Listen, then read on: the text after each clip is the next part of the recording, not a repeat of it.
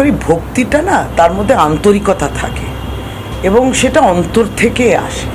তাকে প্রদর্শন করতে হবে না যে আপনি কত কালী ভক্তি, কত দুর্গা মায়ের আপনি পুজো করেন, আপনি রাম সীতা পুজো করেন, এটা কি দিখাওয়া কা রাজনীতি?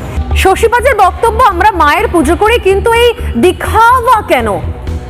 এই দিখাবার একটা বাংলা আছে, দেখনদারি।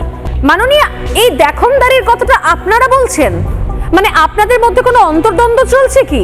যদি দেখনদারির কথা হয় তাহলে তো প্রথমে বলতে হয় আপনার নিজের দলের সুপ্রিমো মমতা বন্দ্যোপাধ্যায় উনি মঞ্চে উঠে চণ্ডী পাঠ করেন, জানেন না নাকি? উনি মঞ্চে উঠে সরস্বতী পুজোর মন্ত্র ওড়ান, জানেন না নাকি? উনি বিধানসভায় দাঁড়িয়ে বলেন আমি ব্রাহ্মণ বাড়ির মেয়ে, জানেন না নাকি? দিখাওয়া কারা করে? নির্দিষ্ট কিছু ধর্মীয় অনুষ্ঠানের আগে মাথায় কাপড় টেনে কারা পোস্টার বানায়? কারা নির্দিষ্ট ধর্মের না হয়েও ফেজ টুপি মাথায় দিয়ে চলে যায় অন্য ধর্ম অনুষ্ঠানে আমন্ত্রিত হয়ে? কারা করে দিখাওয়া?